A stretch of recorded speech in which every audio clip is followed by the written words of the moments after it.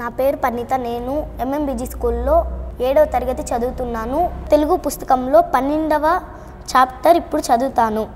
భక్తులు కోరిన కోరికలు తీర్చే దైవంగా ప్రసిద్ధి పొందిన అంతర్వేది లక్ష్మీ నరసింహస్వామి దర్శనానికి ఒక ఆవిడ పయనమై వెళుతున్నారు. ఆ ప్రయాణంలో ఆమెకు ఒక పెండ్లి బృందం ఎదురుపడింది.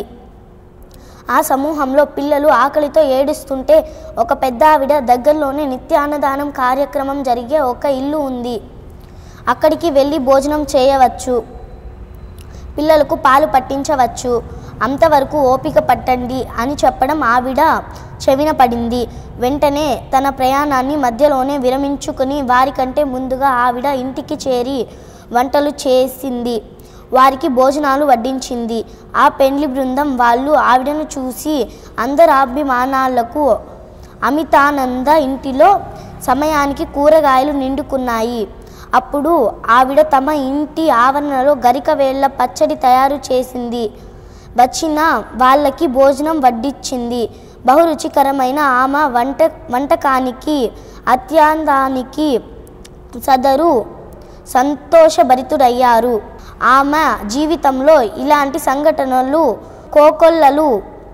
అంతటి విశిష్ట దానశీల గుణాలు కలిగిన మాతృమూర్తి, అన్నార్తుల ఆకలి తీర్చిన అపర అన్నపూర్ణగా ప్రపంచ ఖ్యాతి గణించిన ఆమె మరెవరో కాదు, డొక్కా సీతమ్మ. ఇప్పుడు 4 స్టెప్ మెథడ్లో మరికొన్ని పదాలు చెప్తాను.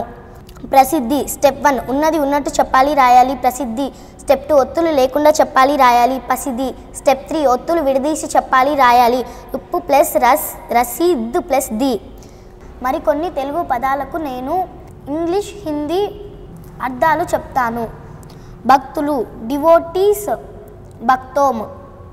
వెళుతున్నారు గోయింగ్, జా రహే హే. గుణాలు యాట్రిబ్యూట్స్, గుణ. తహసీల్దారు తహసీల్దార్, తహసీల్దార్. పెండ్లి బృందం the marriage team, Vivah dal.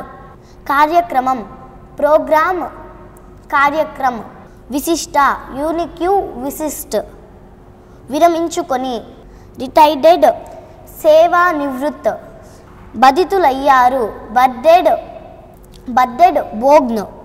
నిత్య అన్నదానం డైలీ ఫుడ్, రోజుకే ఖానా.